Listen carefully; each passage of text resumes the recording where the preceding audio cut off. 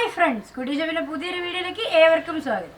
Friends, നമുക്ക് സ്നാക്കായിട്ടോ അല്ലെങ്കിൽ ഒരു സ്റ്റാർട്ടറൊക്കെ ചെയ്യാൻ പറ്റുന്നൊരു അടിപൊളി ചിക്കൻ റെസിപ്പിയാണ് നമ്മൾ വന്നിട്ടുള്ളത്, ചിക്കൻ നഗറ്റ്സ്. അപ്പോൾ നമുക്ക് ചിക്കൻ നഗറ്റ്സ് വീട്ടിലെങ്ങനെ വളരെ എളുപ്പത്തിൽ തയ്യാറാക്കാൻ നോക്കാം. അപ്പോൾ പറഞ്ഞ ആവശ്യമില്ല, നേരെ വീഡിയോയിലേക്ക് പോകും.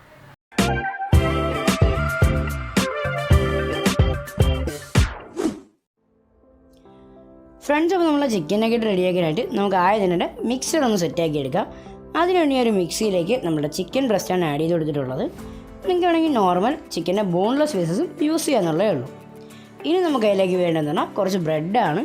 ഏകദേശം ഒരു 3-4 സ്ലൈസ് ബ്രെഡ് ജസ്റ്റ് ഒന്ന് കീറിയാണ് ഞാൻ ആഡ് ചെയ്തിട്ടുള്ളത്. നമ്മൾ മിക്സർ ഒന്ന് നല്ല രീതിയിൽ ബൈൻഡ് ചെയ്തിരിക്കാൻ വേണ്ടിയിട്ടാണ് അതൊന്ന് ആഡ് ചെയ്ത് കൊടുക്കുന്നത്. ഇനി നമുക്ക് വേണ്ടതെന്ന് പറഞ്ഞാൽ ഒരു മീഡിയം സൈസ് സവാള ജസ്റ്റ് ഒന്ന് കട്ട് ചെയ്തതാണ്. പിന്നെ നമുക്ക് വേണ്ടതെന്ന് പറഞ്ഞാൽ കുറച്ച് മസാലാസാണ്. ഏകദേശം ആവശ്യത്തിനുള്ള നമ്മളെ കുരുമുളക് പൊടി, മുളക് പൊടി, അതുപോലെ തന്നെ ആവശ്യത്തിനുള്ള ഉപ്പ് നമ്മൾ അതിലേക്ക് ആഡ് ചെയ്തിട്ടുണ്ട്.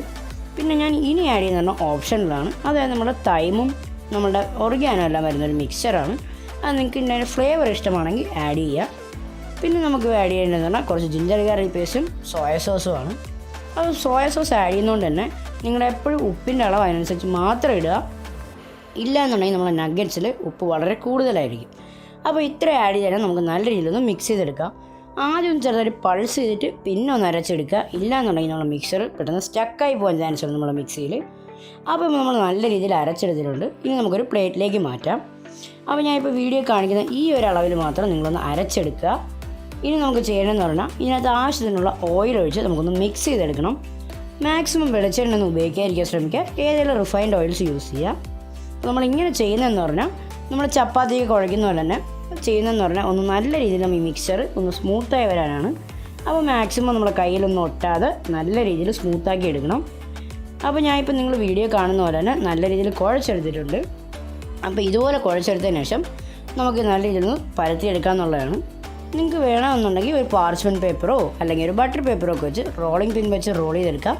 ഞാൻ ജസ്റ്റ് ഒന്ന് കൈ കൊണ്ട് സ്പ്രെഡ് ചെയ്താണ് എടുത്തിട്ടുള്ളത്. അപ്പോൾ നമ്മളിങ്ങനെ സ്പ്രെഡ് ചെയ്തെടുത്തതിന് ശേഷം നമുക്കിനി 4 സൈഡൊന്ന് കട്ട് ചെയ്ത് മാറ്റാം. വേറെ ഒന്നിനുമല്ല, നമുക്ക് നഗറ്റിൻ്റെ പ്രോപ്പർ ഷേപ്പ് കിട്ടാനായിട്ടാണ് നമ്മളിങ്ങനെ ഒരു റെക്റ്റാങ്കിളായിട്ട് കട്ട് ചെയ്തെടുക്കുന്നത്.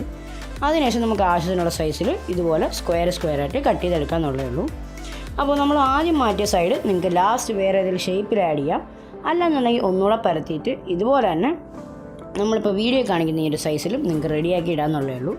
അപ്പോൾ നഗറ്റ് ഞാൻ ഈ ഒരു സൈസാണ് പ്രിഫർ ചെയ്യുന്നത്. നിങ്ങൾക്ക് വേണമെങ്കിൽ സൈസ് അഡ്ജസ്റ്റ് ചെയ്യാമെന്നുള്ളതേ ഉള്ളൂ. അപ്പോൾ അതെല്ലാം ചെയ്തതിന് ശേഷം നമുക്ക് ചെയ്യണമെന്നാണ് മൈദയിൽ നന്നായിട്ടൊന്ന് ഡസ്റ്റ് ചെയ്യണം. ആദ്യം നമ്മൾ മൈദയിൽ പ്രോപ്പറായിട്ട് ഡസ്റ്റ് ചെയ്തതിന് ശേഷം നമ്മൾ ബീറ്റ് ചെയ്തിരിക്കുന്ന മുട്ടയിലേക്ക് ആഡ് ചെയ്യുക. മുട്ടയിലേക്ക് ആഡ് ചെയ്ത് അതും നന്നായിട്ട് കോട്ട് ചെയ്തതിന് ശേഷം നമ്മൾ ബ്രെഡ് ക്രംസിൽ വേണം കോട്ട് ചെയ്യാൻ. ബ്രെഡ് ക്രംസ് എപ്പോഴും കോട്ട് ചെയ്യുമ്പോൾ ശ്രദ്ധിക്കുക, ആ സെയിം കൈ നിങ്ങൾ യൂസ് ചെയ്യരുത്. കാരണം ബ്രെഡ് ക്രംസ് പെട്ടെന്ന് കട്ട പിടിച്ച് പോകാനും കേടായി പോകാനും ചാൻസ് ഉണ്ട്. അപ്പോൾ അത് മാത്രം നമ്മൾ വേറൊരു കൈ വെച്ച് ചെയ്യാം. അപ്പോൾ അതിന് ശേഷം നമുക്കിതെല്ലാം ഒന്ന് ഫ്രൈ ചെയ്തെടുക്കാം. ഞാനിവിടെ സൺഫ്ലവർ ഓയിലാണ് യൂസ് ചെയ്തത്. മാക്സിമം വെളിച്ചെണ്ണ ഉപയോഗിക്കാതിരിക്കാൻ ശ്രമിക്കുക. അപ്പോൾ ഞാനിവിടെ യൂസ് ചെയ്ത ബ്രെഡ് ക്രംസ് എന്ന് പറഞ്ഞാൽ നമ്മൾ നോർമൽ ബ്രെഡ് പൊടിച്ചതാണ്. അപ്പോൾ അത് ഉപയോഗിച്ചുകൊണ്ടാണ് എനിക്കൊരു ബ്രൗണിഷ് കളർ കിട്ടി, നമ്മുടെ കട്ട്ലറ്റ് പോലെ. നിങ്ങൾ മാക്സിമം ബ്രെഡ് ക്രംസ് മേടിക്കാൻ പറ്റുമെങ്കിൽ അത് യൂസ് ചെയ്യുക. നിങ്ങൾക്ക് പ്രോപ്പർ നഗറ്റ്സിൻ്റെ ഗോൾഡൻ കളർ കിട്ടും. അപ്പോൾ എല്ലാവർക്കും ഈ വീഡിയോ എന്തായാലും ഇഷ്ടമായി ഞാൻ വിശ്വസിക്കുന്നു. ഇഷ്ടപ്പെട്ടാൽ നിങ്ങളുടെ അഭിപ്രായങ്ങളൊക്കെ മറക്കാതെ താഴെ കമൻറ്റ് ചെയ്യുക.